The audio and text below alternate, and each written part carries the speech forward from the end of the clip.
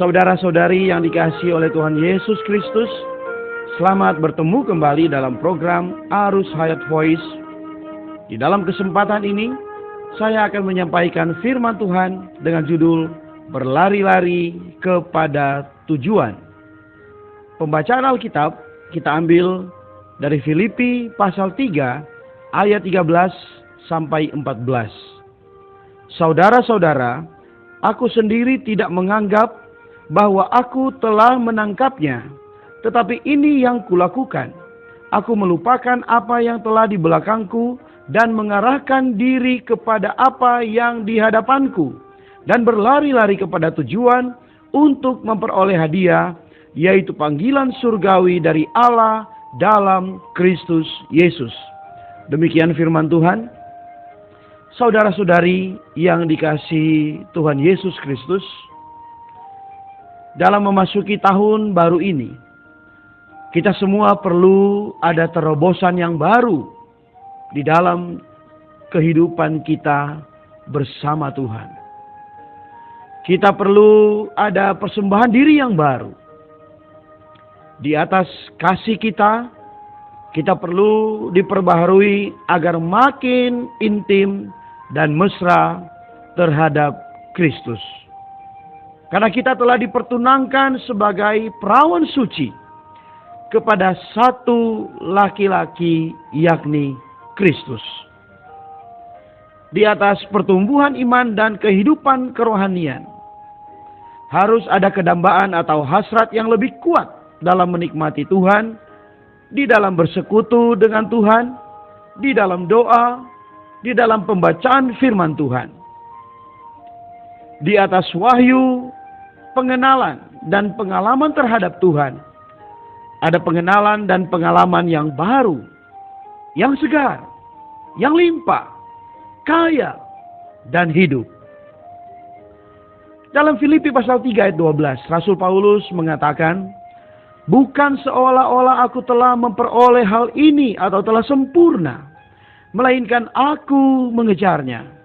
Kalau aku dapat juga menangkapnya, karena aku pun telah ditangkap oleh Kristus Yesus. Istilah sempurna dalam bahasa aslinya juga berarti menyelesaikan atau matang dalam hayat. Maksud Paulus di sini ialah bahwa ia masih sedang bertumbuh, sebab ia tidak menganggap dirinya sudah matang. Jika Paulus mengatakan dirinya belum memperoleh atau belum sempurna, sekalipun ia sudah sangat bertumbuh dalam pertumbuhan hidup rohaninya dan banyak pengalamannya akan Kristus, maka lebih-lebih kita harus mempunyai sikap yang demikian terhadap diri kita sendiri. Kata menangkap dalam ayat ini dapat juga diterjemahkan sebagai mendapatkan atau mencengkeram, memiliki atau menggenggam. Secara sederhana kita dapat gunakan istilah mendapatkan. Paulus damba mendapatkan Kristus Yesus seperti ia juga telah didapatkan Kristus Yesus. Pada waktu Paulus bertobat, Kristus telah mendapatkan dia. Tujuan Kristus mendapatkan Paulus ialah agar Paulus mendapatkan Kristus. Jadi, kehidupan orang Kristen adalah kehidupan yang mendapatkan Kristus. Sudah berapa banyak kita mendapatkan Kristus?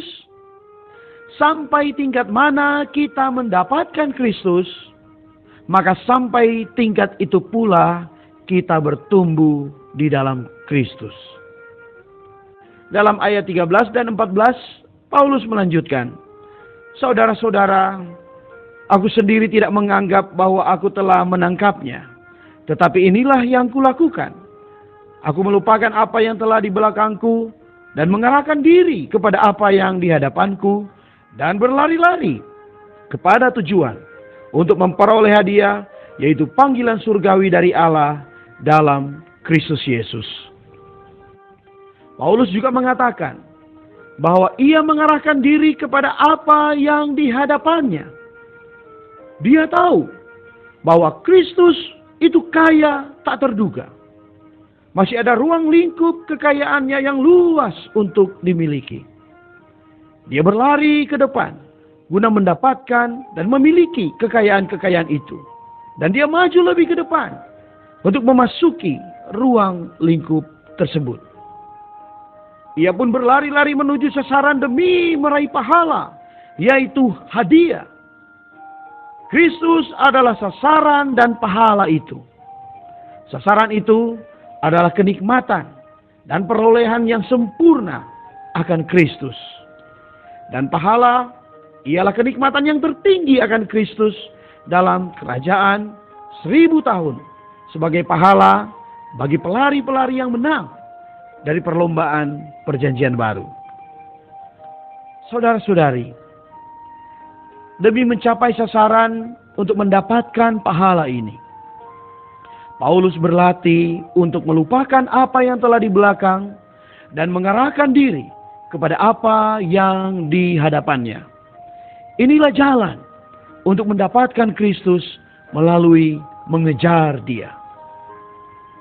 Saudara-saudari, marilah kita melupakan apa yang di belakang kita. Mungkin kita banyak kegagalan. Mungkin kita banyak kelemahan, banyak kekurangan di masa-masa yang lalu. Kita mungkin jarang berdoa, kita mungkin jarang membaca Alkitab. Mungkin kedamaian terhadap Tuhan tidak begitu kuat. Atau kita kurang rajin. Mungkin kita kurang setia di dalam pelayanan. Atau karena kesibukan dan masalah yang kita hadapi, kita malah menjauhi Tuhan. Kita menjadi tawar, kita menjadi dingin terhadap Tuhan. Mari bangkit kembali. Mari mengarahkan diri kita kepada apa yang ada di depan kita untuk mendapatkan Kristus lebih banyak dan berlari-lari untuk mendapatkan pahala. Untuk hal inilah, mari kita mulai membangun kehidupan doa pribadi kita. Juga kita perlu meluangkan waktu bersama-sama berdoa dengan seisi keluarga kita minimal seminggu sekali. Orang tua bisa mendoakan keadaan anak-anaknya di depan Tuhan. Anak-anak bisa mendoakan kesulitan atau masalah yang dihadapi orang tua di dalam pekerjaan, atau berdoa untuk kemajuan rohani masing-masing. Kita perlu membaca Alkitab Perjanjian Lama. Kita perlu juga membaca Perjanjian Baru. Jika kita rajin tiap hari membaca 3 pasal Perjanjian Lama dan 1 pasal Perjanjian Baru, maka dalam 1 tahun kita akan menyelesaikan keseluruhan pembacaan Alkitab kita. Betapa kaya dan limpahnya kehidupan rohani kita jika semua saudara-saudari dipenuhi firman dan mengenal firman Tuhan. Kiranya Tuhan memberkati kita dengan pertumbuhan hayat, dengan kenikmatan terhadap Kristus yang semakin hari semakin kuat, dengan pengenalan yang penuh terhadap Kristus. Tuhan menyertai roh kita semua. Mari kita berdoa.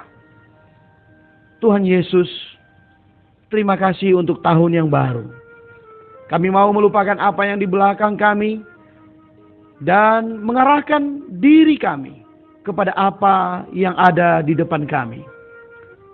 Engkau memberi kesempatan yang baru untuk tetap mengejar dan mendapatkan Kristus. Kami mau berlari-lari untuk mendapatkan pahala. Terima kasih Tuhan atas segala janji-Mu. Terima kasih Tuhan. Di dalam nama Tuhan Yesus Kristus, kami berdoa dan mengucap syukur. Amin.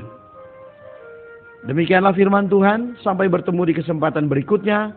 Kasih karunia-Nya menyertai kita sekalian.